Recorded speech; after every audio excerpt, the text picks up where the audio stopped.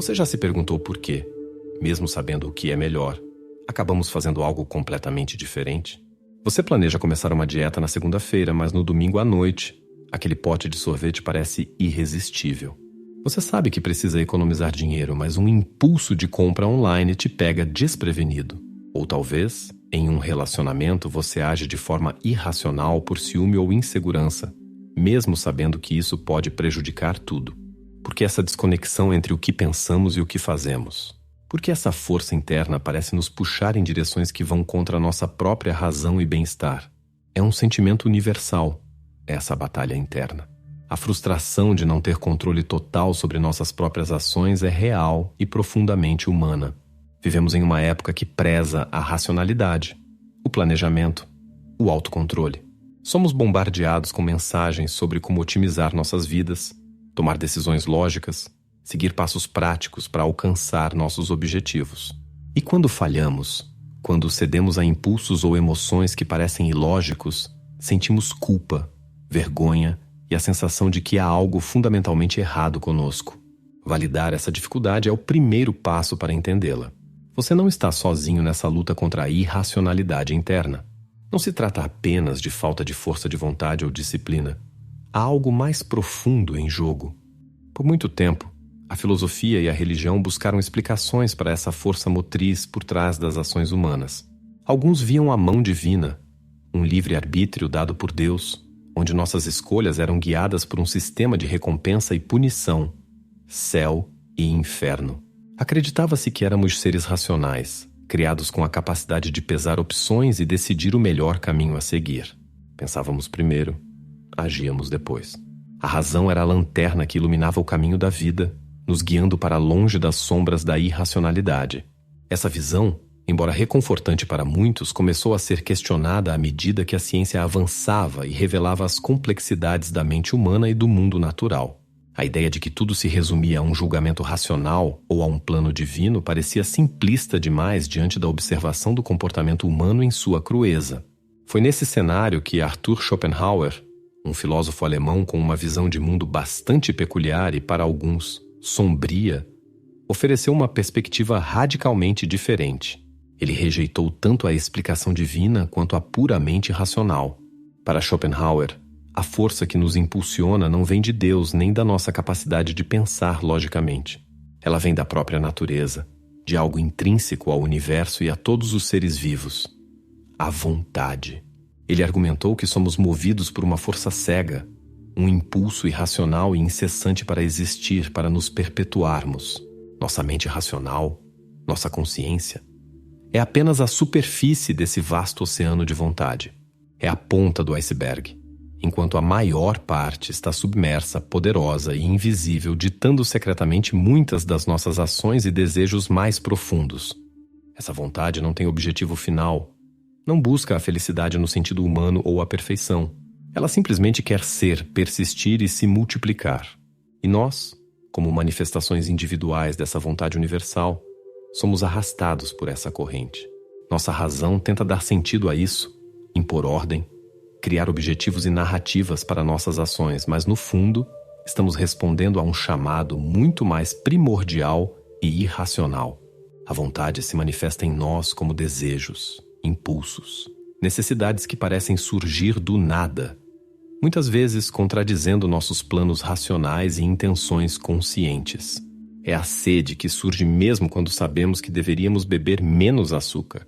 É o impulso de procrastinar mesmo com um prazo se aproximando. É a raiva que explode sem um motivo aparente. Tudo isso, para Schopenhauer, são manifestações da vontade trabalhando através de nós. Pensando sobre isso, a ideia de que somos pura razão parece ingênua. Nossos corpos, nossos instintos, nossas emoções, tudo isso faz parte da vontade em ação. O filósofo via essa vontade em tudo. Na pedra que cai, na planta que busca a luz do sol, no animal que caça e, de forma mais complexa e conflituosa, nos humanos. A grande diferença para nós é que temos a capacidade de representar essa vontade em nossa consciência, de pensar sobre ela, de dar nomes aos nossos desejos e impulsos. Mas essa representação não é a vontade em si. É como olhar para a sombra de algo e acreditar que você está vendo o objeto real. A vontade opera em um nível muito mais fundamental e, muitas vezes, obscuro para a nossa mente consciente. Schopenhauer argumentava que a vontade, sendo cega e sem propósito, nos condena a um ciclo interminável de desejo e sofrimento. Desejamos algo, lutamos para obtê-lo, e quando o conseguimos, a satisfação é breve, logo substituída por um novo desejo ou pelo tédio. Essa inquietude constante, essa busca incessante por algo mais, é a marca da vontade operando em nossas vidas. Ele via isso como a raiz do sofrimento humano. Não sofremos porque a vida é inerentemente cruel, embora ele reconhecesse que ela pode ser, mas sofremos porque somos escravos de uma força interna que nunca está satisfeita. Essa força, a vontade, é a causa profunda por trás de muitos dos nossos problemas e comportamentos irracionais. A racionalidade que tanto valorizamos é uma ferramenta da vontade, usada por ela para nos ajudar a navegar no mundo e satisfazer seus próprios fins, que em última análise se resumem à autopreservação e à procriação. Schopenhauer usou o exemplo do amor romântico para ilustrar como a vontade nos engana. Pensamos que nos apaixonamos por causa das qualidades únicas de uma pessoa, por uma conexão profunda e racional. Mas para Schopenhauer, isso é apenas a representação, o verniz superficial. A força real por trás do amor é o impulso biológico, a vontade de vida nos empurrando para a procriação, para garantir a continuidade da espécie. Sentimos atração, criamos narrativas românticas em torno dela, mas o motor principal é o desejo de gerar vida, o desejo sexual, a vontade cega operando através de nós. Ele observou que, após o ato sexual, muitas vezes a magia do amor diminui e podemos ver a situação com mais clareza e racionalidade. E isso para ele era o momento em que os óculos sexuais eram retirados e a vontade, temporariamente satisfeita, relaxava seu domínio. É uma visão bastante pessimista, mas que encontra eco em muitas observações sobre o comportamento humano e animal. A busca por riqueza, status, poder, beleza física. Schopenhauer via tudo isso como estratégias indiretas da vontade para nos tornar mais atraentes como parceiros, para aumentar nossas chances de procriação e sobrevivência. Estamos, em grande parte, agindo sob o comando de uma força que não se importa com a nossa felicidade individual, apenas com a sua própria perpetuação. Essa ideia de uma força irracional e poderosa no interior do ser humano teve uma influência enorme na psicologia, especialmente na psicanálise. Pense em Freud e seu inconsciente. A ideia de que há uma parte vasta e oculta da nossa mente, cheia de impulsos e desejos irracionais que influenciam nosso comportamento consciente, é profundamente schopenhaueriana. Embora Schopenhauer não tenha usado o termo inconsciente da mesma forma que Freud, sua concepção da vontade como uma força submersa e controladora preparou o terreno para essa compreensão da psique humana. A nossa mente consciente, o eu racional que achamos que somos, é apenas a ponta do iceberg do nosso ser, influenciada por correntes profundas e invisíveis. A comparação de Schopenhauer com outros filósofos como Kant e Hegel é crucial para entender sua originalidade. Kant dividiu a realidade em dois mundos: o fenômeno, o mundo como o experimentamos pelos sentidos, e o númeno, o mundo em si, incognoscível para nós. Para Kant, nossa mente impõe estrutura ao mundo fenomenal, nos permitindo organizá-lo e entendê-lo racionalmente. Schopenhauer concordava com a ideia de que impomos estrutura ao mundo, mas discordava da ideia de um mundo númeno totalmente separado e incognoscível. Para ele, o mundo em si não era algo misterioso e separado, mas sim a própria vontade. O fenômeno, o mundo como o experimentamos, é a representação da vontade. Vontade e representação são dois lados da mesma moeda, inseparáveis. Não há um mundo objetivo lá fora separado de um sujeito que o vivencia. A vontade se manifesta em tudo, desde as forças da natureza até os complexos desejos humanos. E essa vontade, ao contrário da visão progressista de filósofos como Hegel, não caminha para um objetivo final, uma utopia ou perfeição. Hegel via a história como um processo dialético de tese, antítese e síntese. avançando em direção a uma maior racionalidade e liberdade. Schopenhauer via essa visão como ilusória. Para ele, a história e o progresso são apenas o palco onde a vontade continua a se manifestar em seus ciclos incessantes de desejo e insatisfação. Mudam as formas, mas a essência da luta humana impulsionada pela vontade permanece a mesma. Queremos coisas novas, nos cansamos delas e queremos mais. Esse pêndulo entre o desejo e o tédio é a dinâmica fundamental da vida sob o domínio da vontade. A influência do budismo em Schopenhauer é notável aqui. O budismo ensina que a raiz do sofrimento é o apego e o desejo. Nosso eu, nosso ego, é visto como uma ilusão, uma construção que criamos em torno da consciência e que se torna insaciável, sempre querendo mais: dinheiro, fama, prazeres. A prática budista busca o desapego, a negação desse eu ilusório para escapar do ciclo de sofrimento.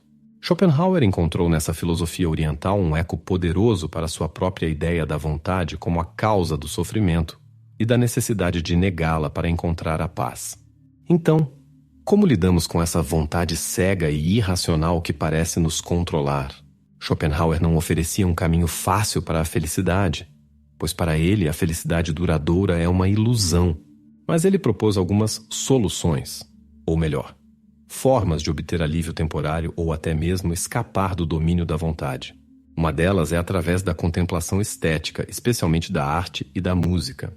Quando nos envolvemos com a arte, somos capazes de nos elevar acima do nível da vontade e de suas demandas. Experimentamos um momento de pura cognição onde somos sujeitos de cognição pura, sem vontade, sem dor, intemporais. Nesse estado, não estamos agindo sob o impulso do desejo ou da necessidade. Estamos simplesmente observando, nos maravilhando com a beleza da representação, da forma, do som. A música para Schopenhauer era a arte mais pura, pois ela não representa o mundo fenomenal, mas sim a própria vontade em sua essência, permitindo-nos uma conexão direta com ela sem o filtro da representação. Ao nos perdermos na música ou em outra forma de arte por um breve momento, nos libertamos do ciclo do desejo e do sofrimento. Outra forma de encontrar alívio, embora mais difícil e radical, era o que Schopenhauer chamava de negação da vontade. Isso implica em ir contra os impulsos naturais e os desejos ditados pela vontade. Exemplos incluem o ascetismo, a castidade, negar o impulso sexual, a manifestação mais poderosa da vontade de vida, e uma profunda compaixão pelos outros. A compaixão, para Schopenhauer, surge do reconhecimento de que todos os seres vivos são manifestações da mesma vontade cega e sofredora. Ao ver o sofrimento em outro, reconhecemos a mesma luta que ocorre em nós mesmos. Essa identificação nos leva à compaixão e, em última instância, a uma forma de negação do próprio eu individual que é visto como uma ilusão separada da vontade universal. É uma perspectiva sombria, sim, mas que oferece uma saída do ciclo interminável de desejo e dor.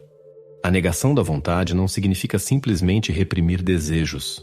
O que Schopenhauer argumentaria que a vontade encontraria outra forma de se manifestar.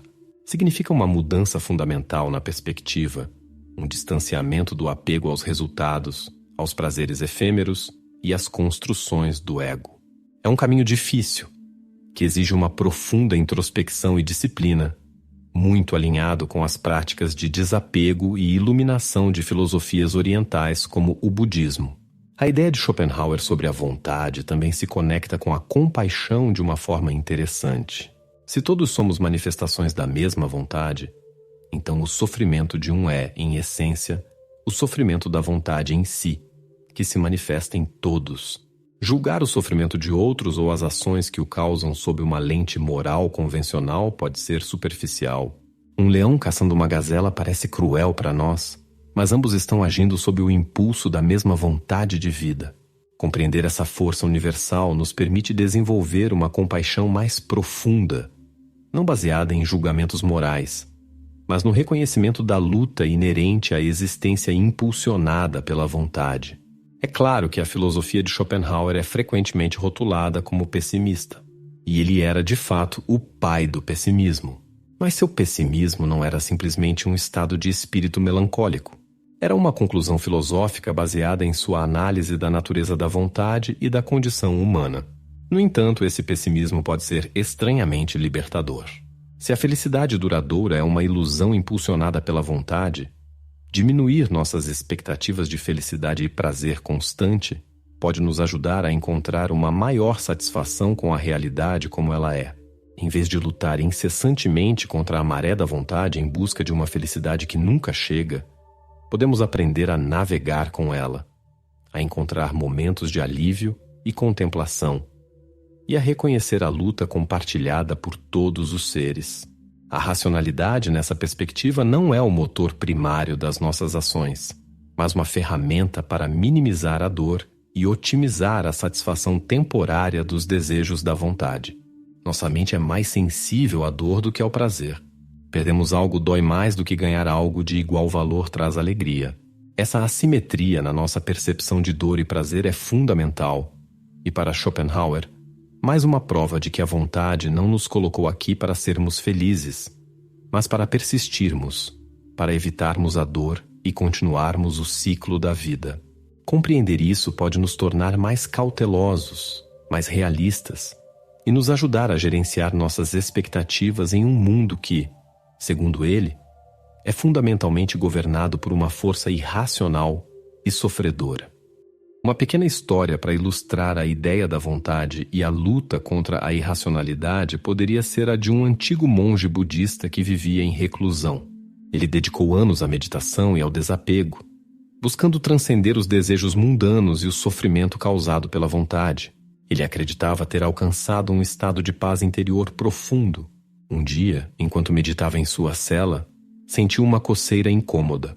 Ele tentou ignorá-la, focando em sua respiração, mas a coceira persistia, crescendo em intensidade.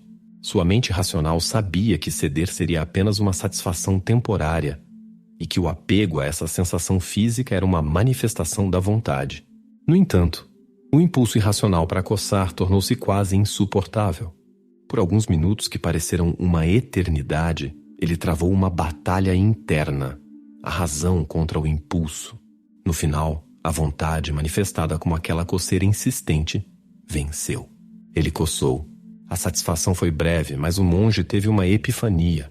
Percebeu que, por mais que tentasse, a vontade estava sempre presente, encontrando novas formas de se afirmar, mesmo nas coisas mais triviais.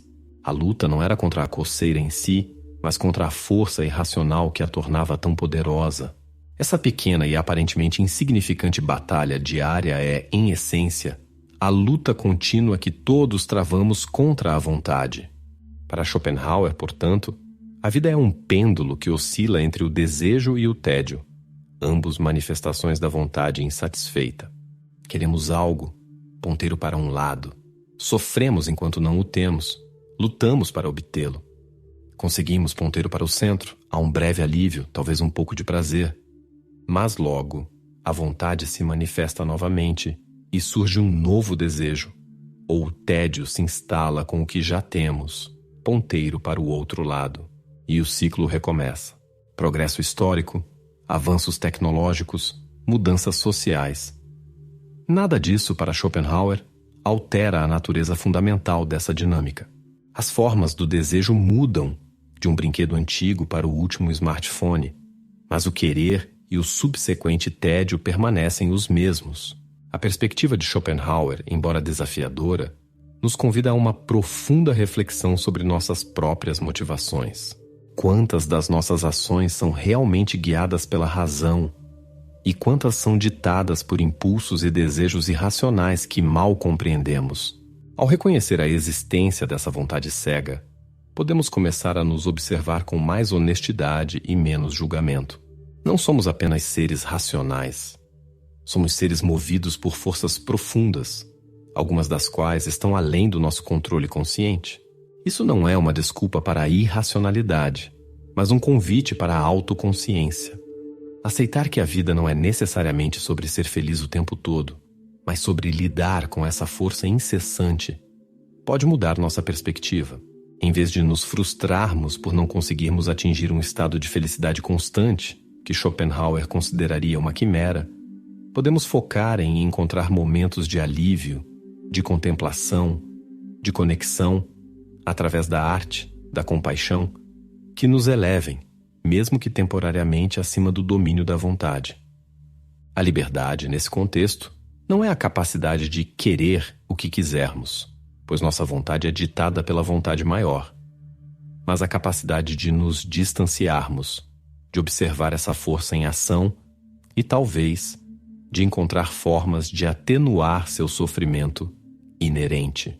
Schopenhauer, em sua própria vida, buscou essa forma de liberdade através da filosofia, da contemplação e, talvez, de uma aceitação lúcida da dura realidade. Sua influência perdura porque sua análise da irracionalidade e da força motriz interna ressoa profundamente com a experiência humana. Em um mundo obcecado pela otimização e pelo controle, a filosofia de Schopenhauer nos lembra que há forças em jogo que são mais antigas e poderosas do que nossa razão, e que a verdadeira sabedoria pode estar em compreender e lidar com elas, em vez de negá-las ou lutar em vão contra elas. Em resumo, a filosofia de Schopenhauer nos oferece uma lente poderosa para entender por que agimos irracionalmente. Somos movidos por uma vontade cega e incessante que busca sua própria perpetuação. E nossa razão é apenas uma ferramenta superficial nesse processo. Reconhecer essa verdade, por mais pessimista que pareça, é o primeiro passo para uma maior autoconsciência e, talvez, para encontrar formas de lidar com o sofrimento inerente à condição humana. Não se trata de derrotar a vontade, mas de compreendê-la e navegar em suas águas turbulentas com mais sabedoria e compaixão, por nós mesmos e pelos outros. É um processo gradual, uma jornada contínua de reflexão e autoobservação. Se essa jornada de autoconhecimento e reflexão sobre as forças que nos movem ressoa com você, deixe um comentário abaixo compartilhando sua perspectiva. Como você percebe a vontade agindo na sua vida? E se você gostou dessa exploração da filosofia de Schopenhauer e quer mergulhar mais fundo em ideias que desafiam nossa compreensão do mundo e de nós mesmos, considere se inscrever no canal para não perder os próximos vídeos. No nosso próximo encontro, vamos explorar como essa ideia de vontade cega se conecta com a visão evolutiva de Darwin e o que isso significa para a nossa compreensão da natureza humana.